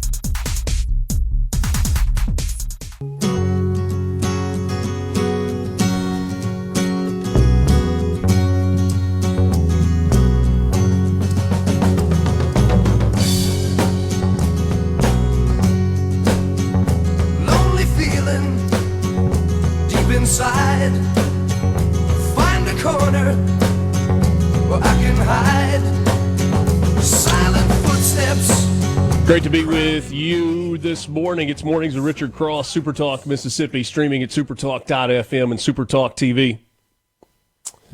There's no question that the reimbursement process for cities and counties in the aftermath of a major disaster is a complicated process. It is a process that has a lot of red tape. And a lot of times, cities and counties, and even states, are left waiting for an extended period of time for reimbursement for FEMA for eligible expenses. That is the reason, or at least part of the reason, that the legislature was trying to put this loan program in place for Mississippi communities that were affected by the ice storm. Normally, I would not say that the text of a veto is riveting reading. When I started through this last night, I did not expect to see what I ultimately saw. So forgive me for reading to you on the radio this morning, but I think it's important that we get this exactly right. Because these are the words of the governor, Tate Reeves, through this veto. Now, I don't know if he wrote this word for word. I'm sure his staff did a bunch of it, but his signature is on this. Dated, time-stamped, and so they are, in effect, his exact words.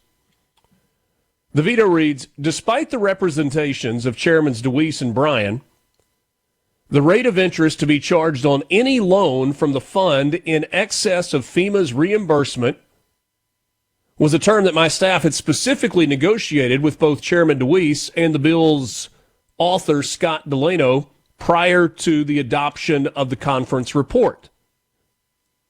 In consultation with my staff, I agreed that the interest rate should be set at 1% per month, a decrease from 2% per month that was being considered. And that agreement was communicated to Chairman DeWeese and Senator Delano.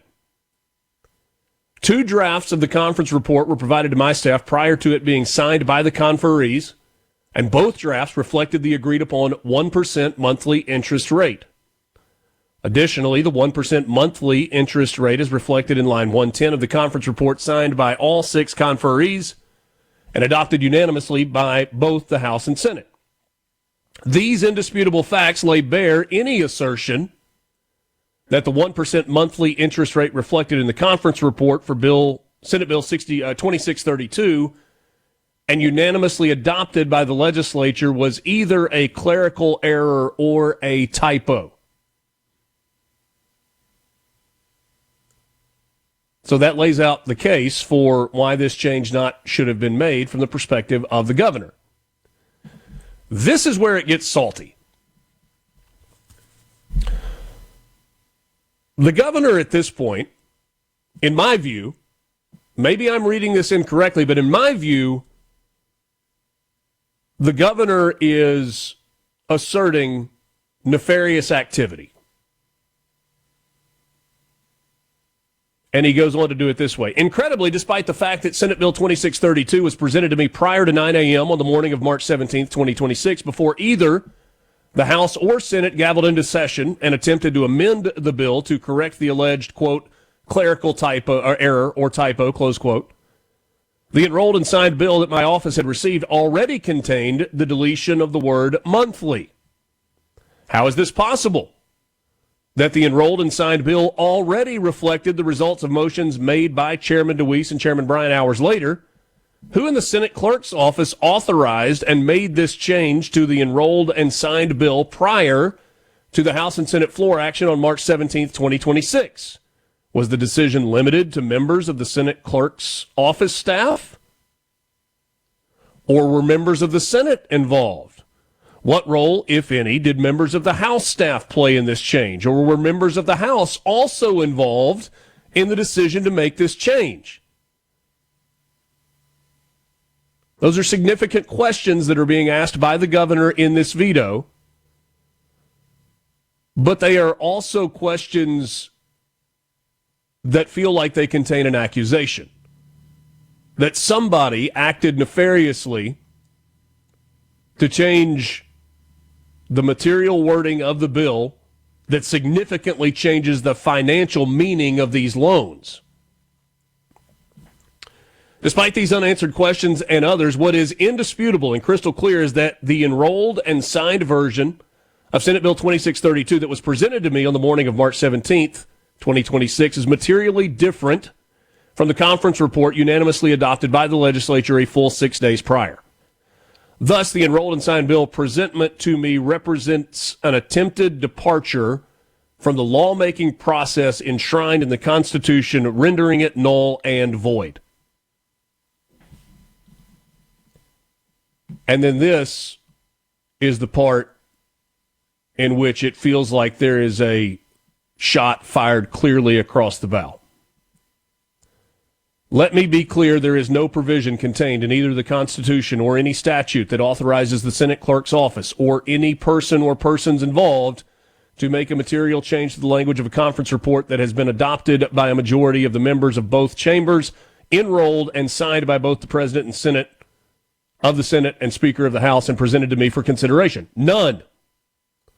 The plainly unconstitutional and possibly criminal act of the person or persons that attempted to surreptitiously change a material and negotiated term of Senate Bill 2632 is unconscionable and calls into question the validity of every bill that I have signed into law this session. Have any other material changes been made to any other bills after they have been enrolled and signed in the hopes that I would sign them and be none the wiser? It is my sincere hope that the President of the Senate will conduct a full investigation into this matter and that the unconscionable behavior of those involved will prove to be anomalous. Once trust is lost, it is difficult, if not impossible, to regain. The final line of this veto is, the enrolled and signed version of the Senate bill presented to me plainly violates multiple provisions of the Constitution, and I am compelled to veto it at this time.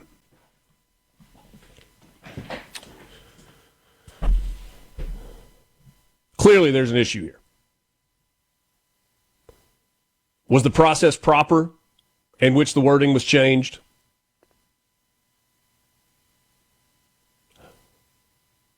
Was it a misunderstanding? Was this actually a surreptitious, unconscionable change to the terms of Senate Bill 2632? It's hard for me to sign on with it being surreptitious when it was brought to both the floor of the House and the Senate for unanimous consent, and it was very public. If the legislators in question, Representative DeWeese, Senator Bryan, Senator McCollum, though he's not named specifically in this, and Senator Delano, if their intention was to surreptitiously and nefariously change the material language of the bill, I don't know that they would have brought it to the floor of the House and the Senate. That doesn't make sense to me. The terms of the loan don't make sense to me. I would like to think that our legislators would not have agreed to a 12% interest rate to our own people in the recovery of a disaster. I mean, cities would be better served to go get a 0% interest credit card for 6 months and then transfer their balance and surf it from one to the next. I know that's not practical, but you understand what I'm saying. And then the allegation of criminal activity of the Senate Clerk's office and the expectation that the Lieutenant Governor launch a full investigation into how this happened. And that's really, really serious stuff.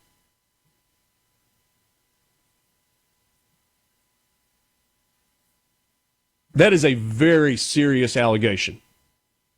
I think the governor, I'm not speaking for him, I think the governor would say, Richard, I've got the facts on my side right here. You call it whatever you want to call it, but that's what it looks like to me. And he probably wouldn't be wrong to make that argument. But I'm going to use some common sense here also. It feels to me, using common sense, trying to make 1 + 1 = 2, that the legislature was doing its dead level best to take care of the cities and the counties in need in the aftermath of this storm. The governor quite simply could have said, there was a change to this bill. We've got to work through this. I veto this bill as it stands, and I submit it back to the legislature to get it right. That would have been simple. That's not what he did. From the heart heart of Mississippi to the halls of Washington, D.C.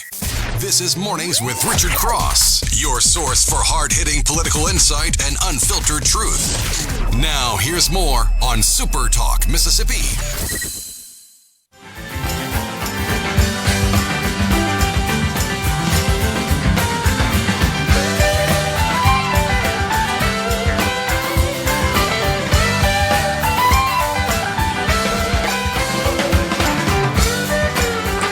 Good to be with you on this Tuesday morning, March the 24th. Alongside Lance Tolbert, I'm Richard Cross. This is Mornings with Richard Cross on Super Talk Mississippi. And I am happy to welcome a colleague into the conversation this morning. Heather Thurgood Wilmoth joins us right now. She is coordinator with the Huntington's Disease Team Hope Walk, and is an employee, longtime employee with SuperTalk Mississippi in our southwest part of the state. Heather, good morning to you. Good morning. How are you doing? I'm doing well, and I appreciate your time and appreciate the work that you have done around not only the Hope Walk, but in terms of advocacy for Huntington's disease. This is something that hits very close to home for you. Let's start out by talking just a little bit about your story and your family story. Sure. Huntington's disease is a terminal neurodegenerative brain disease that's like having ALS, Parkinson's, and Alzheimer's all at the same time. There's no treatment. There's no cure. Now, back in September, a pharmaceutical company called Unicure announced that they had success with one of their trials for AMT 130, which showed a slowing of 75% in the progression of the disease. So people that are early in the disease, it's a 15-hour brain surgery. And part of our advocacy has been trying to get the FDA to give a fair review of AMT 130. They originally were going to, but then in October, they announced that, well, no, we're not gonna allow this to come through. So that's been our fight since October, is trying to get our federal leaders to reach out to the FDA and that kind of thing. But my husband, Nathan, has the disease. He is considered in the latter mid stage, probably going into the beginnings of end stage, but I don't admit that very often. Back in 2024, our oldest from Nathan's first marriage discovered she had inherited the gene. Our son together is considered at risk. There is a juvenile version. And as horrible as Huntington's is in the adults, watching your babies go through this. And we have friends that have children with this disease, and it's just horrible to watch. And an acquaintance of ours, she lost both of her children. Both were diagnosed at age 4. One passed at age 7. And then last year, her youngest was also diagnosed at age 4, and she passed away within 6 months to a year. And so it's just a horrible, horrible disease. So we're fighting it with everything we can, humanly possible on our end. But one of the ways that we try to fight is we do the Team Hope Walk. We brought this here 5 years ago. It took me, Nathan got diagnosed in 2016, and late 2016, we had gone to Education Day at UAB. And there were these kids that were running this walk, and all the way home, Nathan and I were bouncing ideas off each other. And it took me until 2022 to get brave enough to try. And we've been very successful. The monies raised at these walks go to the Huntington's Disease Society of America. And what HDSA does, they have these centers of excellence. That's where you get care for Huntington's disease. There are specialists that know Huntington's disease, because not every neurologist knows of the disease.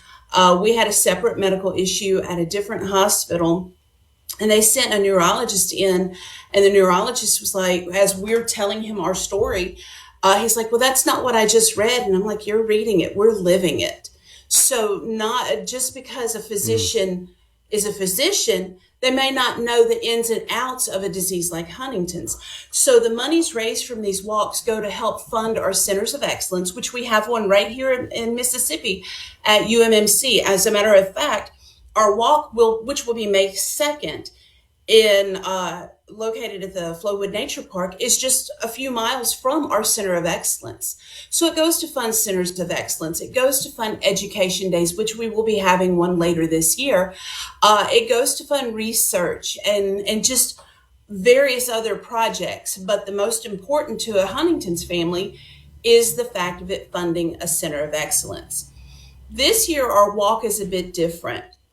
It used to be you signed up, you registered, you paid $30, you got a t-shirt. This go around, they made changes. So the registration is free.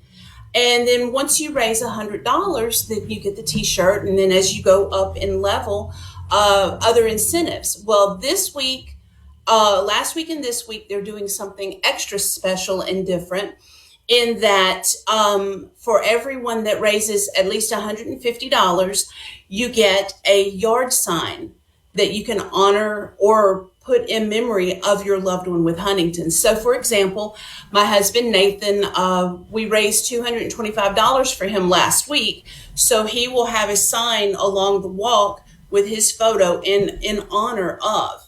So we're really just trying to get awareness for Huntington's and raise some money. Our goal is $19,000 this year.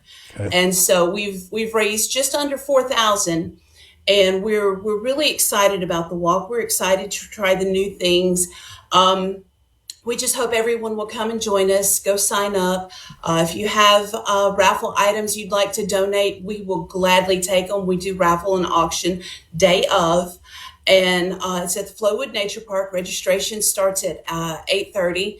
Walk will begin at 9. And then we do the raffle and auction afterwards. And that's on May 2nd. May 2nd at the Flowood Nature Park. Is there a Facebook page or an online presence where people can kind of see more, kind of check out the flyer? Right, yeah. www.hdsa.org/THWMS, Team Hope Walk, Mississippi. There you go. Or So if you can reach out to me on Facebook or contact SuperTalk, and they know how to get in touch with me. All right. That's certainly a good way to do it. So registration free, trying to raise money for these centers of excellence to help this awful disease. I was struck with the way you describe it, where you talked about a combination of three of the ugliest diseases that we can think of. ALS usually at the top of the list when people think about it's just so hard to watch someone waste away when the disease gets to its final stages as well. I was struck as you were talking about this, and I'm not smart enough to know or really understand even what I'm asking. But when we read about and hear about artificial intelligence and the capability that it has to think faster than our brains do, and like the future of quantum computing, is there hope for something like Huntington's disease, where we have doctors, we have researchers, they're going through clinical trials, they're researching, they're trying to come up with how do we stop this? How do we cure it? How do we slow it down? Is there a hope that moving forward, technological advances will make something like Huntington's disease a thing of the past? Oh, there's always that hope. When Nathan was diagnosed in 2016, there were only 2 pharmaceutical companies trying to do anything Huntington's. Now there are over 50 to 100. So we always have hope. Now you're going to make me cry.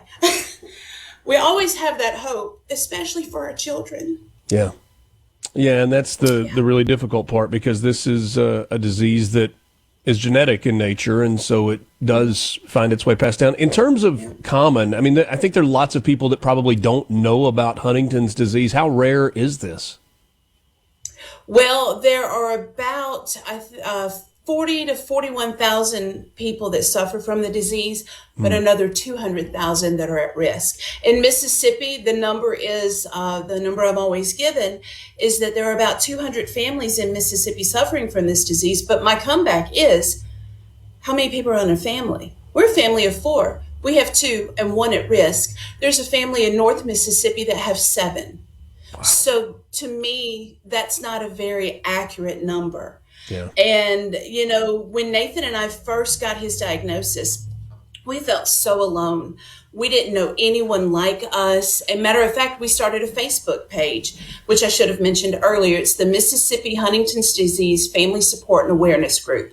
And that was our way of trying to find other people like us who are going through what we're going through. And so, and especially finding people who are newly diagnosed, because I don't want another family to feel as alone as we did. So I probably have a tendency to overload with information. That's like, fair. okay, this is who you go, in Mississippi, you go see this doctor and, this, that, and the other. And, I'm very passionate about it because our family's living it. Well, we're not going to overload you with information right now. We're just going to remind you that the 2026 Team Hope Walk Mississippi to help raise funds and awareness for Huntington's disease is coming up on Saturday, May the 2nd. So it's a few weeks away. You can register. It's going to be at the Flowood Nature Park with check-in beginning at 8 and the event starting at 9. Heather, thanks so much for being with us this morning, for sharing your story, and just continued prayers for you and your family and all those who are suffering with Huntington's disease like your family is. Well, thank you for letting me come on and talk Huntington's. I really appreciate it. Absolutely. We're back after this. From the Venable Glass. It's time to get real. Keeping it real It's time for you to get real with it. and keeping it Mississippi. Your voice for statewide and national politics. Yes! Mornings with Richard Cross on Super Talk Mississippi. Sweet Jane. Sweet, sweet Jane. Our biggest topic this morning has been the veto of the loan program bill that the legislature unanimously approved. I mean, let's think about that just for a second in and of itself. The Senate and the House agreeing completely with zero dissent on a single issue. But the most interesting part of this is the language in the text of the veto from the governor and the accusations of potential criminal misconduct of the Senate clerk's office and possibly those in the House as well. The somewhat veiled, but really not so veiled, accusations of nefarious behavior by multiple legislators. Really, really serious stuff. And so that makes me think that everything that is written in that veto by the governor is 100% accurate, right? You don't put a statement out like that if it is not airtight. Well, the lieutenant governor begs to differ.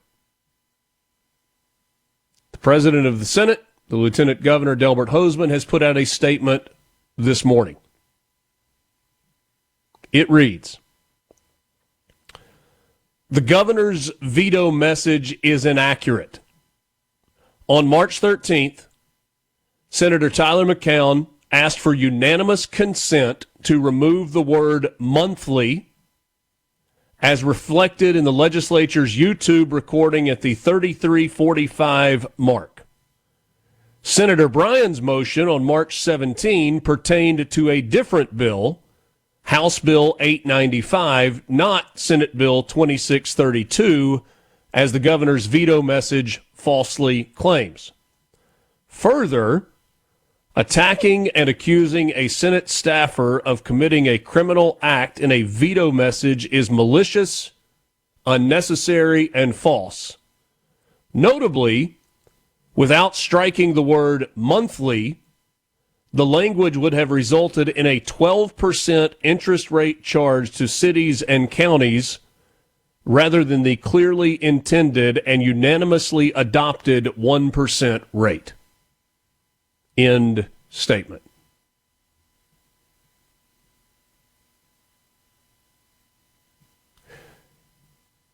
If a big part of your veto message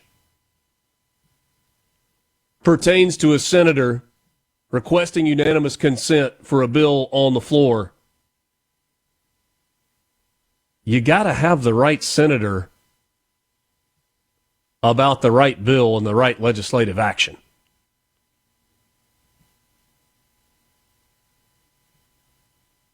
And if the timeline that the lieutenant governor spells out here of March 13th is accurate,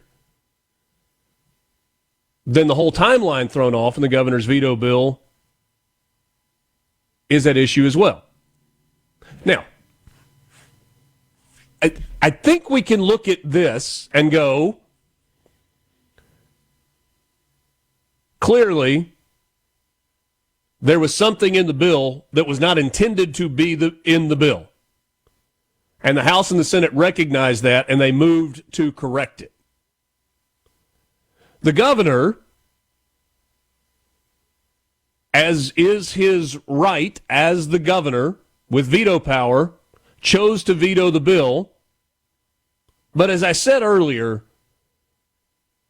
if this was about, and everybody was on board, Lieutenant Governor, Speaker of the House, members of the legislature, governor's office, if everybody wanted to do right by the cities and counties in the state of Mississippi in terms of a low-interest, low-cost loan to them to help with recovery efforts and to bridge the gap, bridge the time between FEMA reimbursement and what the cities are dealing with currently, if everybody had been on the same page and everybody got along, it feels like a phone call or two could have happened and say, hey, what changed here? Hey, I've got to veto this as it exists. Here's what I need you to do.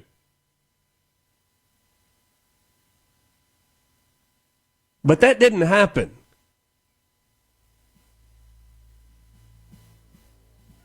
Does the governor really want to loan money to the counties and cities at 12% interest? Like, is that... And started, as he admits in the veto letter, at 24%? Is that really what we want?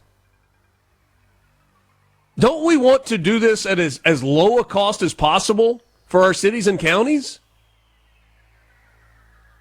This reeks of personality conflict, and once again, having people in our state government that are elected that don't get along, and they're doing the gotcha thing at each other. It reeks of that. This should be about doing what's best for the people of the state of Mississippi.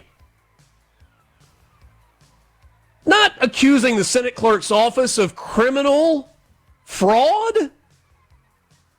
Everybody's got to do better on this. Everybody. Fix it. A SuperTalk Mississippi media production.